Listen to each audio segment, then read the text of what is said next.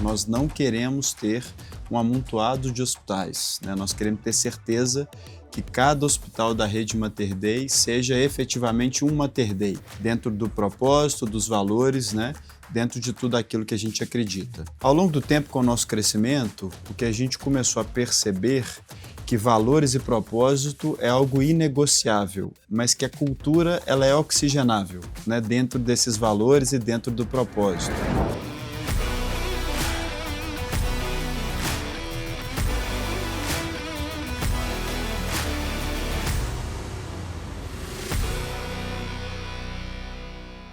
Olá, bem-vindo, bem-vinda. Esse é o Rapcast, um espaço para ouvir quem entende de reputação, negócios e lidera alguma das marcas mais influentes do Brasil.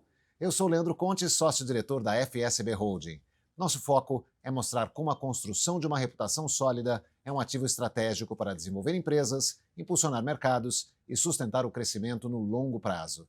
E hoje estamos com um executivo que quebrou paradigmas dentro da própria história da família, José Henrique Dias Salvador, CEO da rede Mater Dei de Saúde. Graduado em administração pelo IBMEC, com MBA pela Columbia Business School e formação executiva pela Harvard Business School, ele tem no currículo passagens por gigantes como o Hospital Israelita Albert Einstein, Sírio-Libanês e também pelo DASA.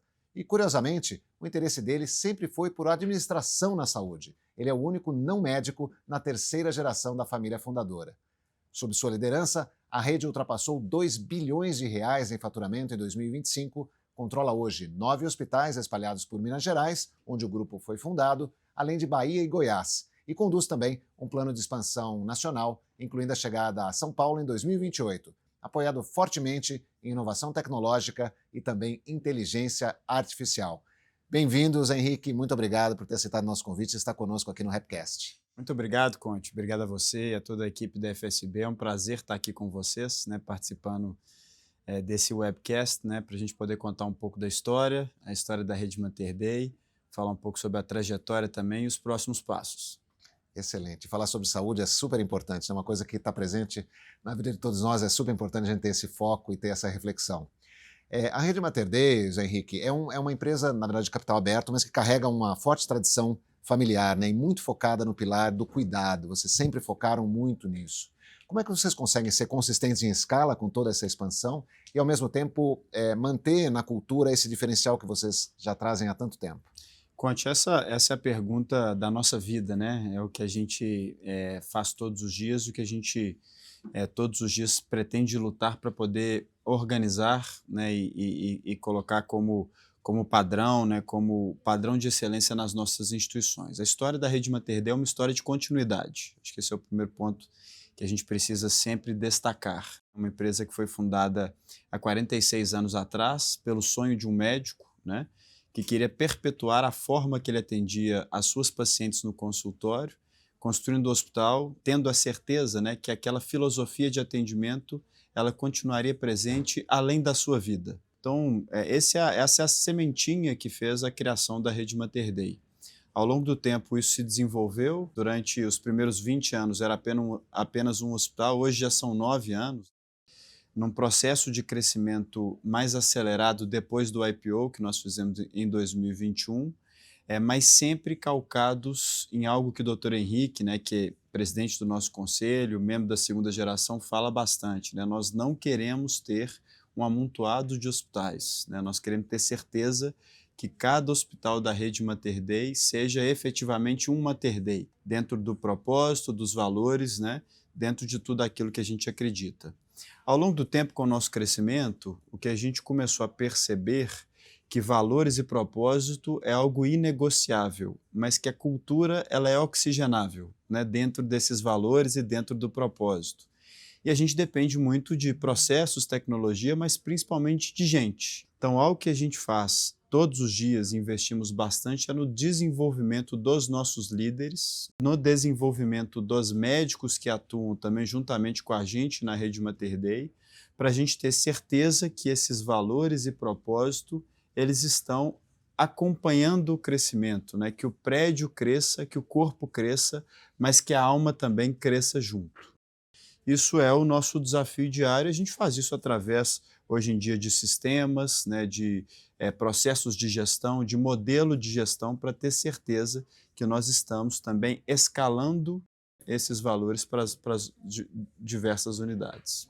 E nesse processo a tecnologia tem um papel importante, né? Eu sei que vocês investiram, por exemplo, numa fila virtual para os pronto-socorros, né? Pronto-socorros dos hospitais, que é um ponto de fricção grande nos hospitais, né? A pessoa chega lá preocupada, né? Às vezes com familiar e tudo, e espera bastante. E essa fila virtual diminuiu, acho que o tempo de espera em 60%. Como é que vocês fizeram isso e qual que é o impacto que tem investimentos como esse na reputação dos hospitais da Mater Dei? Ah, muito bom. O que a gente entende é que a tecnologia, né, quando a gente fala de tecnologia, seja sistemas, seja investimento em máquinas, mas hoje em dia também com uma visão muito grande, né, para investimento em inteligência artificial, ela precisa contribuir para que a gente faça o que a gente faz bem melhor e que a gente possa escalar isso também. A nossa visão, por exemplo, sobre a incorporação da tecnologia e da inteligência artificial na saúde é fazer com que a gente possa deixar os profissionais cada vez mais humanos. A fila virtual é um exemplo disso, né? A fila virtual ela tira uma fricção do paciente. O paciente ele pode esperar em casa, sem precisar de esperar dentro da instituição. Ele pode esperar o tempo que ele teria para ser atendido, né? Ou na casa, ou no trabalho, num restaurante, para que quando efetivamente ele precisar de ser atendido, ele vá e se direcione às nossas instituições. Nós fizemos isso através de incorporação de inteligência artificial, de visão, a inteligência artificial consegue ver e entender de forma mais clara qual será o tempo que cada um dos médicos ou cada um dos profissionais da saúde vai levar para poder desempenhar cada uma daquelas funções, cruza isso com o número de pessoas, eventualmente, que estão dentro da instituição e traz essas informações em tempo real, com caráter, inclusive, de preditividade para os pacientes. Esse é um dos exemplos, né, da incursão da inteligência artificial, mas nós temos outros vários exemplos também que a gente tem utilizado no dia a dia, como, por exemplo, a utilização de inteligência artificial para leitura das conversas entre médico e paciente, incorporando as informações ali num consultório ao prontuário, diminuindo o tempo que o médico precisa para preencher papel, deixando com que o médico possa investir mais tempo no contato direto com o paciente, diminuindo de novo as fricções, a burocracia que existe dentro do setor da saúde, fazendo com que ele possa ter mais tempo para cuidar da vida humana que está ali na frente dele. E na incorporação tecnológica como essa, do exemplo que você deu dos médicos, como é que os médicos talvez mais conservadores viram isso e como é que isso se incorporou na rotina deles? Foi mais difícil? Né? Porque o médico ele tem uma tradição muito grande no cuidado. Né? Como é que foi a introdução de tecnologia nesse universo? Nós temos uma filosofia na Rede Mater Dei que independe da tecnologia, mas que é de trazer o médico para a estratégia. O médico é um profissional que é muito inteligente, estudou muito para fazer o que ele faz, é muito intelectualizado e sempre quando a gente traz ele para dentro para discutir o motivo das nossas iniciativas, o motivo das nossas estratégias, ele sempre entende e participa. Então, o que a gente faz, obviamente, numa incorporação de tecnologia como essa, a gente traz os famosos early adopters, né?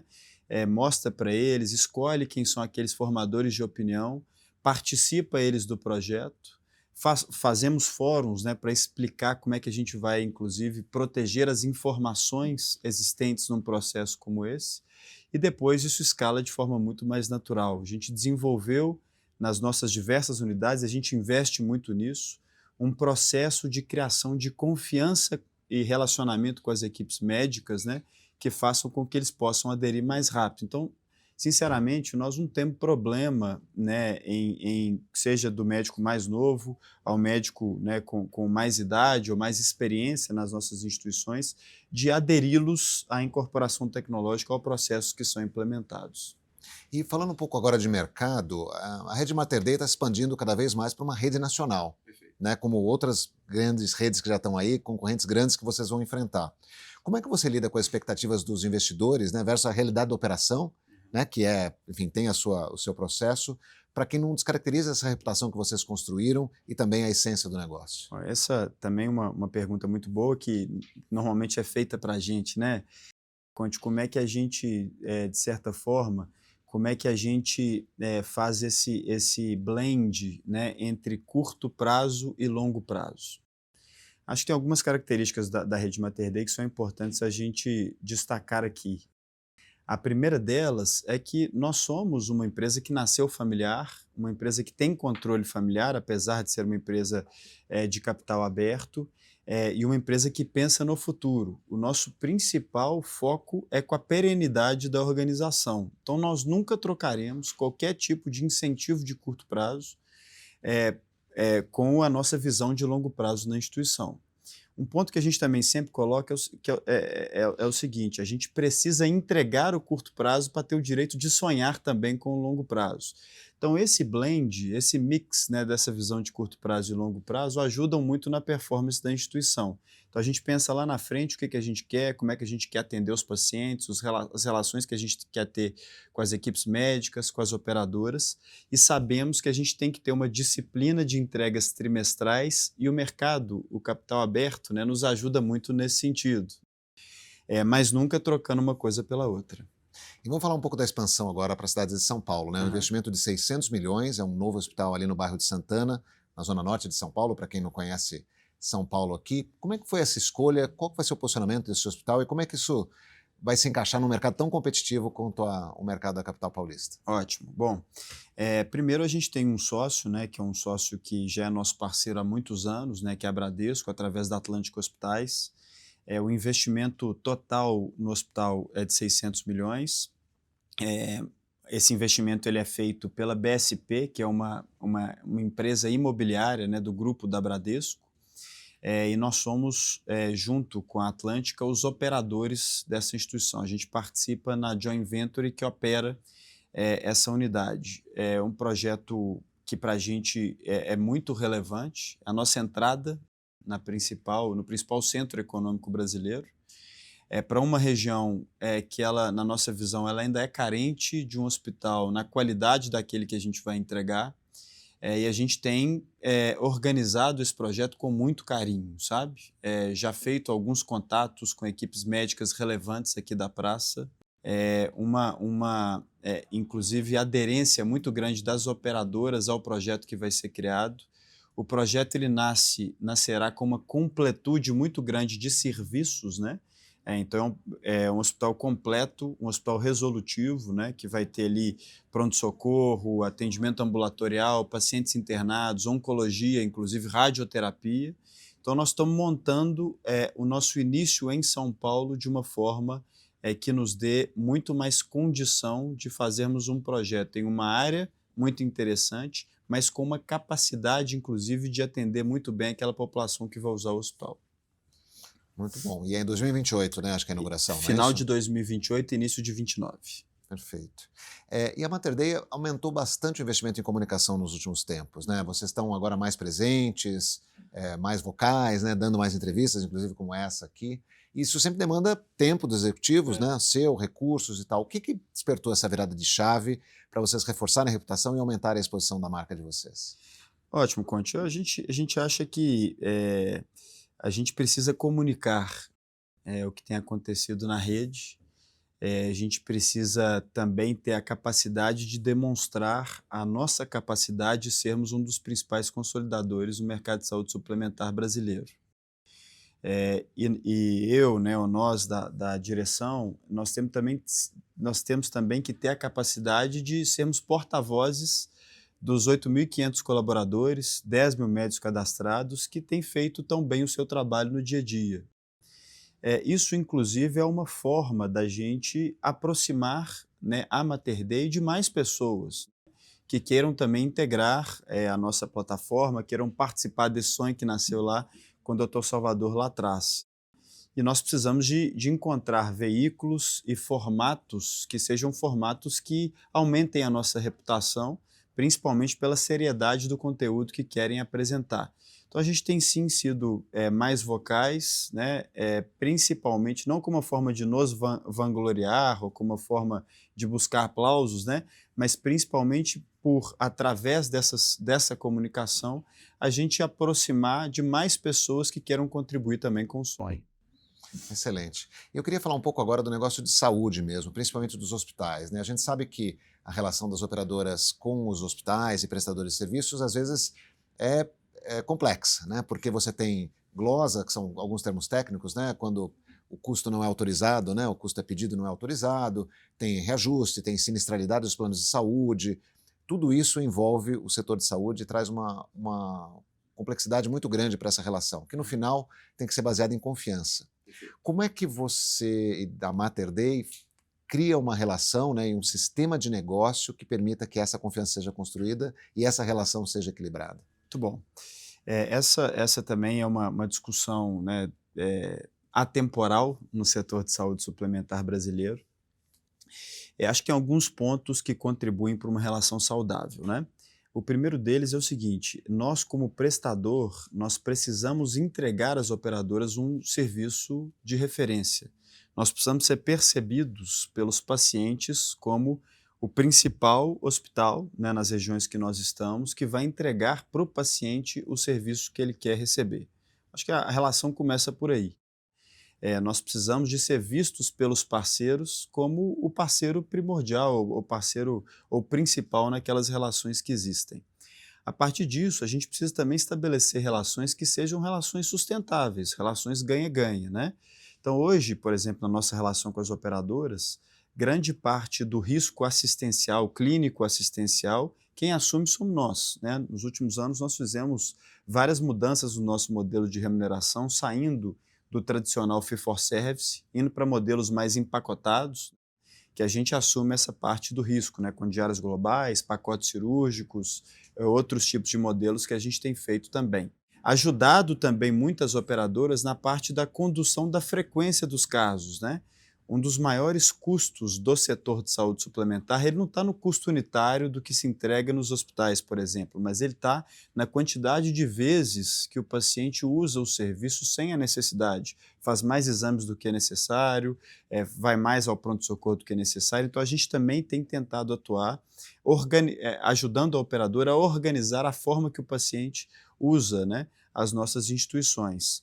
E também dando uma maior transparência na relação. Então, hoje as operadoras elas estão dentro do Mater Dei, né? Tem, por exemplo, os processos de auditoria hospitalar concomitante ao que a gente traz os médicos das operadoras para dentro da nossa casa, discutimos casos, discutimos inclusive horizonte terapêutico. Temos um processo de gestão clínica também muito profundo, né, trazendo para os nossos médicos que eles precisam sim entregar sempre o que há de melhor para o paciente, mas que precisam também olhar o custo-benefício das terapias, né, olhar para a medicina baseada em evidência. Então, essas são temas que nos ajudam a construir essas relações. Um ponto muito importante que a gente sempre carrega conosco é que a operadora crescer em número de vidas, e ela cresce se ela tiver operações sustentáveis, se conseguir controlar a sinistralidade, é para a gente também importante, porque a gente cresce o nosso mercado endereçável. E assim todo mundo ganha. E a tecnologia, a inteligência artificial, por exemplo, que a gente já falou anteriormente, ela vai ajudar cada vez mais nessa relação, porque ela desburocratiza a nossa relação com a operadora, ela traz uma transparência maior, ela também ajuda na detecção precoce de casos de doenças complexas, diminuindo também o custo assistencial para a operadora. Então, isso são pontos que a gente tem tentado observar para construir essas relações de longo prazo, e hoje nós temos para com as operadoras relações de uma vida. Excelente. Até para quem não conhece, ele usa um termo que chama fee for service, quando a operadora paga exatamente o que foi gasto, né? O band-aid, ou o esparadrapo, o bisturi e tal. Isso é contado, né, de forma unitária, digamos assim, e cobrado. E o que você propõe, né, a coordenação de cuidado que vocês propõem de áreas globais, é algo por um tratamento inteiro. Então, se a pessoa tem, né, tem que fazer uma operação de apêndice, é a operação, né? Só para o pessoal poder entender. Agora, como é que o paciente, né, a pessoa que está nos assistindo aqui, é só usuário do sistema, não entende toda essa parte técnica, como é que ela pode ajudar, digamos assim, a própria saúde, né, e os custos sustentáveis da área de saúde? Essa discussão toda, ela interfere no paciente, né? Não tem dúvida disso. Às vezes a gente fica muito na relação entre hospital e operadora, mas acho que é importante para o paciente entender que uma relação sustentável entre hospital e operadora interfere muito também na condição dele de ter saúde adequada.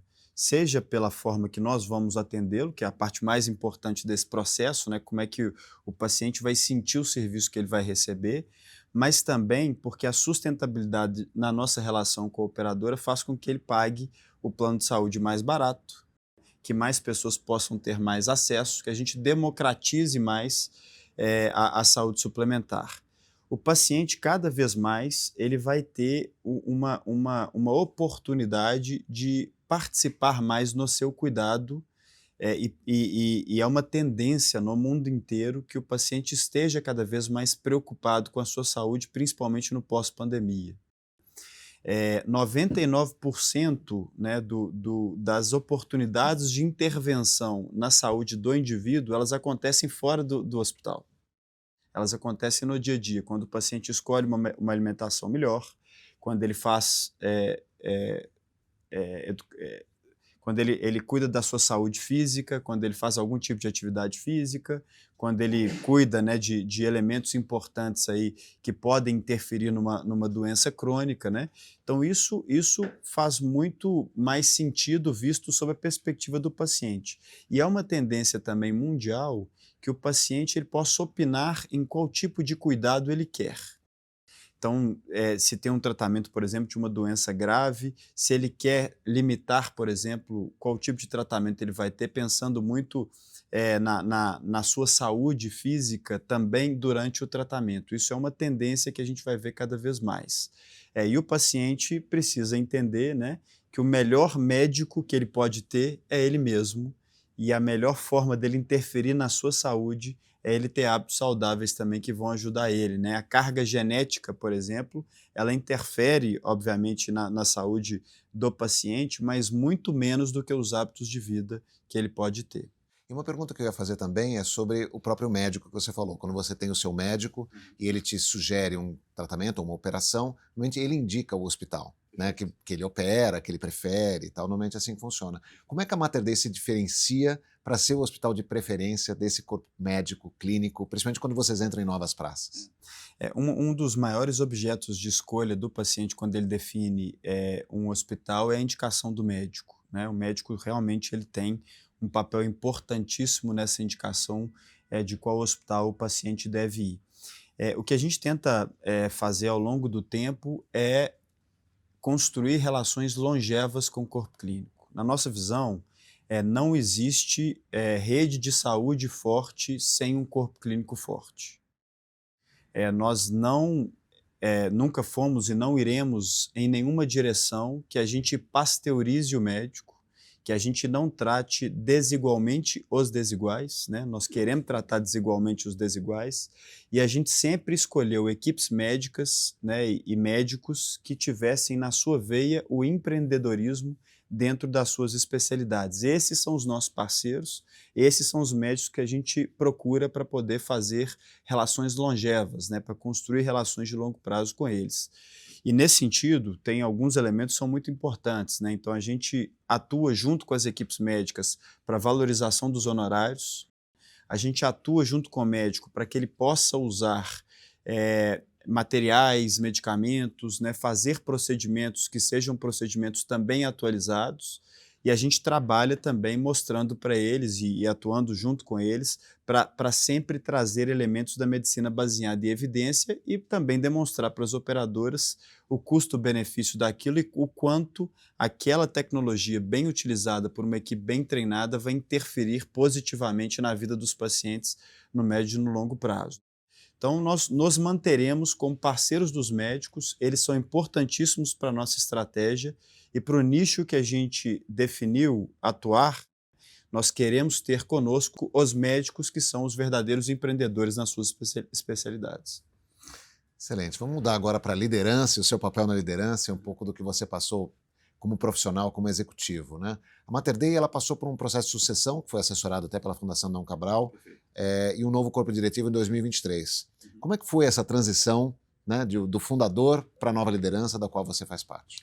Perfeito. Assim, eu participo, né, profissionalmente da Rede Mater Dei há 20 anos. Então, eu entrei na Rede Mater Dei como estagiário em 2006. Depois tive a oportunidade de trabalhar fora da rede por 3 anos. Depois fiz meu MBA fora, né, retornei num cargo de liderança e já estou no Mater Dei nessa posição de liderança há alguns anos. A segunda geração, que assumiu em 2011, né, a presidência executiva, a vice-presidência e as vice-presidências executivas, né, doutor Henrique, doutora Márcia e doutora Maria Norma, eles tiveram um papel fundamental na empresa para poder pegar aquele legado e crescer. Foi sob a liderança deles que a gente cresceu de 2 unidades para 3 unidades, né, num curto espaço de tempo, para 9 unidades, desculpa, num curto espaço de tempo. Em novembro de 23 nós fizemos essa transição, foi a segunda transição, né, que aconteceu na rede Mater Dei. Foi uma transição tranquila também. Como eu disse anteriormente, é uma transição calcada na continuidade.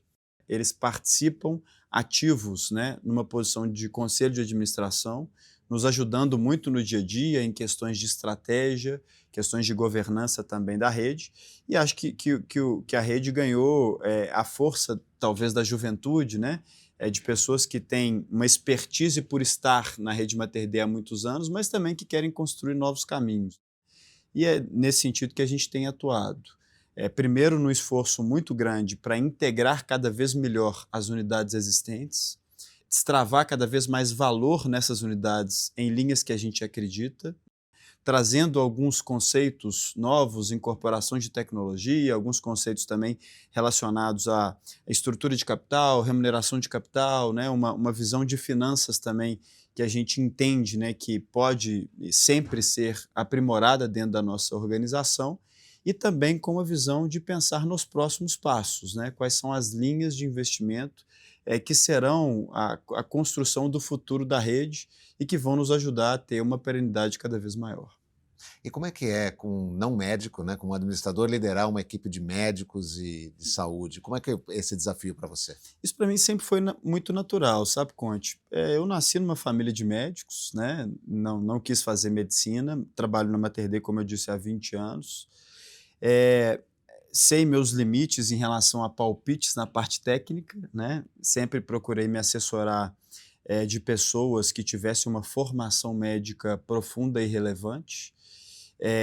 Mas escuto muito, né, então escuto muito as equipes médicas, converso muito com eles, né, dou muito espaço, como eu disse anteriormente, para participarem da estratégia da rede Mater Dei. Trago elementos de ponderação também dentro da minha formação e tenho um respeito muito grande por eles. Como eu também falei anteriormente, assim, eu valorizo muito o trabalho do bom médico. E isso vem muito também através do feedback do paciente. Então, sempre quando a gente nos coloca no lugar do paciente, né, no foco do paciente, as questões elas clareiam muito, elas decantam de forma muito positiva, porque o paciente é a voz final na nossa instituição, o paciente é o ente mais importante na casa, né?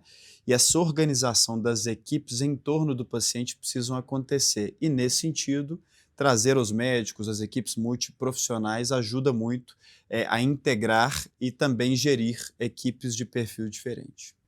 E você passou por grandes instituições, né, como a gente falou no início, hospitais de referência, redes muito conhecidas. O que você trouxe dessas passagens para a Mater Dei e como é que a Mater Dei te diferencia, né? O que você percebeu que é muito diferente na Mater Dei? Foram experiências muito ricas, né? Primeiro, por ter tido a oportunidade de trabalhar em instituições de referência, né? Tanto na DASA, no Sírio, no Einstein, sempre foram exemplos, né, de gestão e compromisso com o bem feito. Então, eu aprendi bastante, né, sobre padrões de excelência. A gente já trabalhava em padrões de excelência alto, mas foi uma oportunidade. Foi uma oportunidade também estar aqui em São Paulo e perceber o ambiente econômico, né, perceber o ambiente, né, de negócios aqui na cidade de São Paulo. Isso me ajudou bastante também, principalmente com essa visão de disciplina de execução, pragmatismo, que o paulista também tem muito bem, e também acho que trouxe elementos de sonhar com um futuro de crescimento e um futuro maior para a rede Mater Dei, sabe? Isso também me ajudou bastante. A gente sempre teve uma visão de pioneirismo e inovação dentro da rede, né? Nós sempre tivemos empreendedores inquietos na família, tanto na primeira quanto na segunda geração, e acho que eu também consegui contribuir com alguns elementos, tanto daqui do que eu aprendi em São Paulo, quanto também da experiência que eu tive fora nos Estados Unidos, né? Talvez ali a experiência dos Estados Unidos tenha vindo mais no sentido dessas relações com as operadoras, né? Os americanos estavam vivendo ali o processo do Obamacare naquele momento, então a gente também conseguiu trazer alguns elementos. A Rede Mater Dei hoje, ela se diferencia muito por um binômio, sabe? Que é entregar qualidade assistencial e experiência do paciente, mas de forma sustentável. Nós tivemos que aprender pela praça que a gente nasceu a trabalhar com muita eficiência, mas sem nunca abrir mão da experiência do paciente e sem nunca abrir mão da qualidade assistencial. Então, acho que isso é o que tem nos forjado ao longo da história para que a gente possa levar essa plataforma para outras regiões. Se a saúde está mais cara, né, se há uma dificuldade, né, de crescimento nos planos de saúde, os planos, as operadoras precisam de plataformas e prestadores que atendam bem, com qualidade, mas que consigam também controlar os custos e consigam entregar uma eficiência melhor. Eu acho que esse binômio aí de qualidade e eficiência é o que tem nos diferenciado.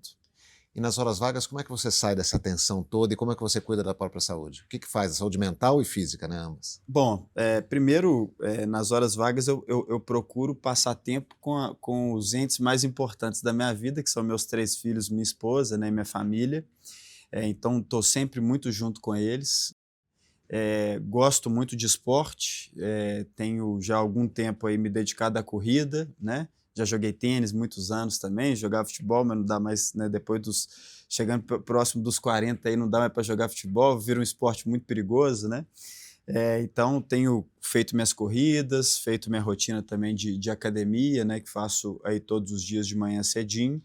E sempre que posso também eu gosto de ir para o interior, né, para a fazenda, na fazenda da família, para poder também espairecer. É ali que eu fico muito com meus filhos, né, que eu curto muito eles e curto aí o crescimento deles também. Sinceramente, viu, Conte, eu me realizo muito também no trabalho, sabe? Então, o trabalho, o nosso ambiente, a forma que a gente organiza, é um negócio que me dá muito prazer.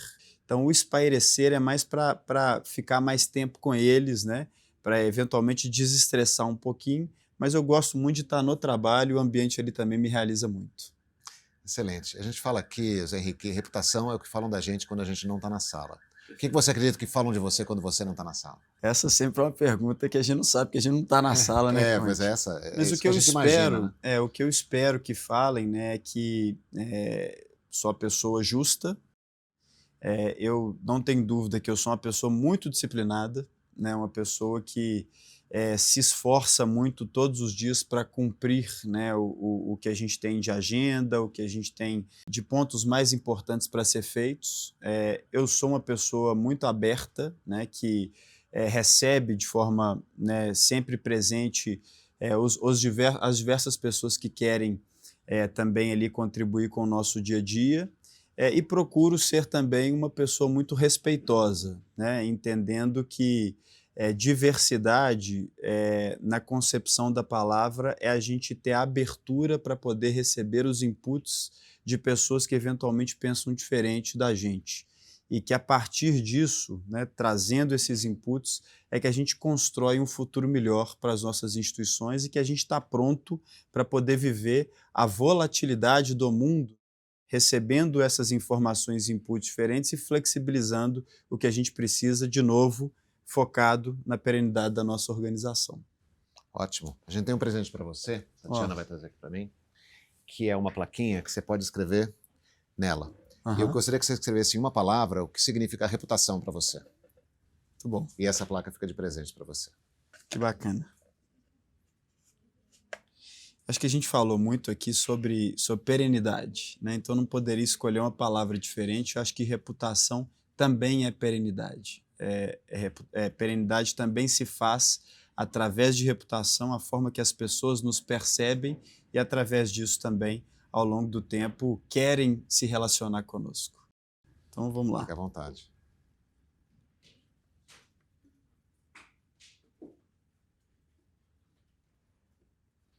Perenidade, para mostrar para aquela câmera, não? Desculpa a letra, viu, gente?